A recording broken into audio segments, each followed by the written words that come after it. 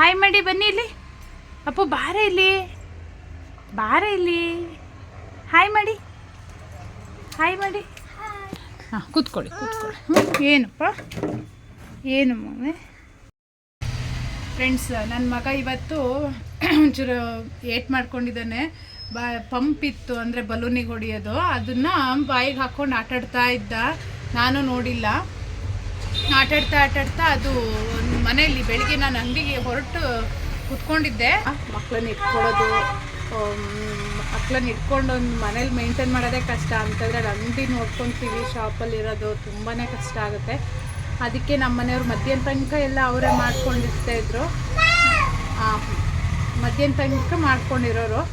ಈಗ ಮಧ್ಯಾಹ್ನ ಮೇಲೆ ಅಂದರೆ ಸ್ಯಾಟರ್ಡೆ ಒಂದಿನ ನನಗೆ ಹೆವಿ ಆಗುತ್ತೆ. ಸ್ಯಾಟರ್ಡೆ ಕರ್ಕೊಂಡು ಬರಲೇಬೇಕಾಗುತ್ತೆ, ಅಂದರೆ ಅವರಿಗೂ ಬ್ಯುಸಿ ಇರ್ತಾರೆ ಅಲ್ವಾ ಬೆಳಿಗ್ಗೆಯಿಂದನೂ. ಅದಕ್ಕೋಸ್ಕರ ಕರ್ಕೊಂಡು ಬರ್ತೀನಿ. ಏನೋ ಮಾಡ್ಕೊಂಡು ಹೋಗೋದು, ಪರವಾಗಿಲ್ಲ, ಸುಮ್ಮನೆ ಇರ್ತಾನೆ. ಒಂದೊಂದ್ಸಲಿ ತುಂಬ ತಲೆ ಮಾಡ್ತಾನೆ.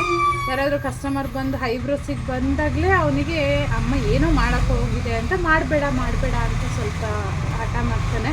ಅದು ಬಿಟ್ಟರೆ ಓಕೆ, ನನ್ನ ಮಗ ಪರವಾಗಿಲ್ಲ. ಈಗ ನೋಡಿ ಮತ್ತೆ ಬೀಳ್ತಾ ಇದ್ದ.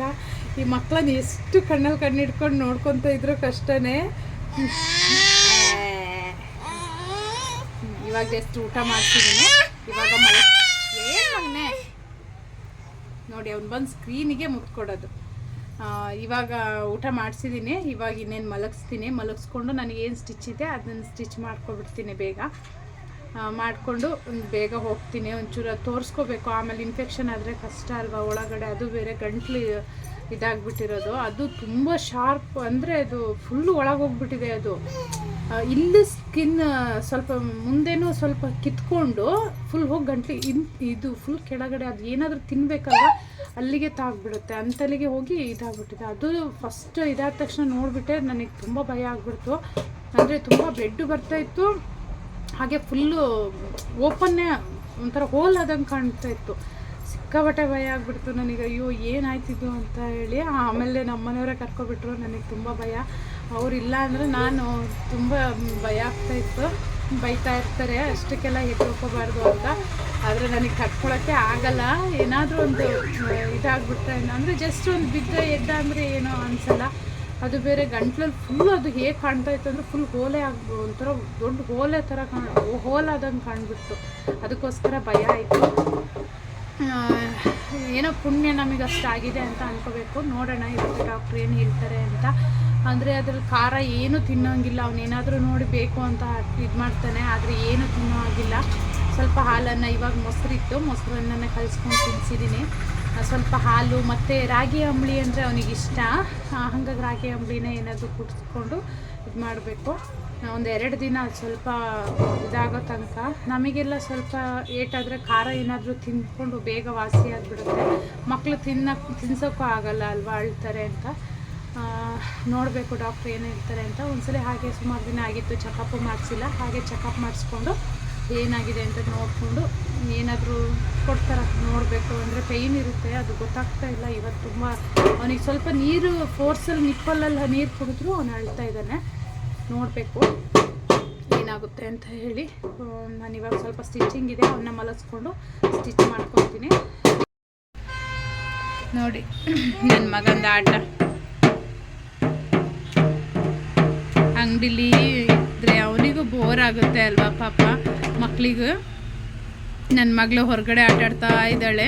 ಅವಳು ತುಂಬ ನೋಡ್ಕೊತಾಳೆ ಪಾಪ. ತುಂಬಾ ನನಗೆ ತುಂಬ ಹೆಲ್ಪ್ ಆಗುತ್ತೆ ಅವಳಿದ್ದು. ನಮ್ಮ ಭಾವನ ಮಗಳು ಇದ್ಲು, ಅವಳಿದ್ದಾಗಾದರೆ ನಾನು ಮನೇಲೇ ಬಿಟ್ಟು ಬರ್ತಾಯಿದ್ದೆ. ಇವಾಗ ಊಟಕ್ಕೆ ಹೋಗಿ ಮಲಗಿಸ್ಬರ್ತಾಯಿದ್ದೆ. 4-5 o'clock ತನಕ ಮಲಗ್ತಾ ಇದ್ದ. ಹಾಗಾಗಿ ನನಗೆ ಕಷ್ಟ ಅಂತ ಅನ್ನಿಸ್ತಾ ಇರಲಿಲ್ಲ. ಪಾಪ ಈಗ ಅವಳು ಊರಿಗೆ ಹೋಗಿದ್ದಾಳೆ ಅಲ್ವಾ, ತುಂಬ ಕಷ್ಟ ಆಗುತ್ತೆ. ನನ್ನ ಮಗಳು ಇಲ್ಲಿ ಅಂಗಡಿಯಿಂದ ಹೊರಗಡೆ ಕೂತ್ಕೊಂಡು ಆಟಾಡ್ತಾ ಇದ್ದಾಳೆ. ಏನೇನು ಡಾಕ್ಟರ್ ಸೆಟ್ಟೆಲ್ಲ ತಂದ್ಕೊಂಡಿದ್ಲು, ಗೊಂಬೆ ಎಲ್ಲ ಇಟ್ಕೊಂಡು ಆಟಾಡೋದು. ಮಗಳೇ ಹಾಯ್. ಫ್ರೆಂಡ್ಸ್, ಹಾಗೆ ನಾವು ಹಾಸ್ಪಿಟಲಿಗೆ ಬಂದಿದ್ವಿ. ಅಂದರೆ ಅವತ್ತು ಬರೋಕ್ಕಾಗಲಿಲ್ಲ. ನೋಡೋಣ, ಆರಾಮಾಗಿದ್ದ ಆಟಾಡಿಕೊಂಡು. ಹಾಗಾಗಿ ನೆಕ್ಸ್ಟ್ ಡೇ ಮಾರ್ನಿಂಗ್ ಕರ್ಕೊಂಡು ಬಂದಿದ್ವಿ. ಆರಾಮಿದ್ದಾನೆ, ಏನು ತೊಂದರೆ ಇಲ್ಲ. ನೋಡಬೇಕು ಏನು ಹೇಳ್ತಾರೆ ಅಂತ. ಹೇಗೆ ಆಟ ಆಡ್ಕೊಂಡಿದ್ದಾನೆ ನೋಡಿ. ಫ್ರೆಂಡ್ಸ್, ಈಗ ತಾನೇ ತೋರಿಸ್ಕೊಂಡು ಬಂದ್ವಿ ಹೊರಗಡೆ. ಆರಾಮಿದ್ದಾನೆ. ಅದು ಡ್ರೈ ಆಗಿದೆ ಬಾಯಿ ಅಲ್ವಾ, ಹಾಗಾಗಿ ಬೇಗ ಡ್ರೈ ಆಗಿಬಿಟ್ಟಿರುತ್ತೆ ಅಂತ ಹೇಳಿದರು. ನೋಡಿದರು, ಎಲ್ಲ ಚೆಕ್ ಮಾಡಿ ಹೇಳಿದರು ಡ್ರೈ ಆಗಿದೆ ಅಂತ. ಆದರೆ ಪೇಯ್ನಿಂದ ಇದನ್ನ ಕೊಟ್ಟಿದ್ದಾರೆ, ಶಿರಾಪು. ಹಾಗೆ ಅಲ್ಲಿಗೆ ಹಚ್ಚಕ್ಕೊಂದು ಆಯಿಲ್ ಕೊಟ್ಟಿದ್ದಾರೆ, ಕಾಟನ್ ಇರುತ್ತೆ, ಅದರಲ್ಲಿ ಮಲ್ಕೊಂಡಿದ್ದಾಗ ಸ್ವಲ್ಪ ಹಚ್ಚಿ ಅಂತ ಹೇಳಿದ್ದಾರೆ. ಇವಾಗ ತಾನೇ ಹೊರಗಡೆ ಬಂದ್ವಿ.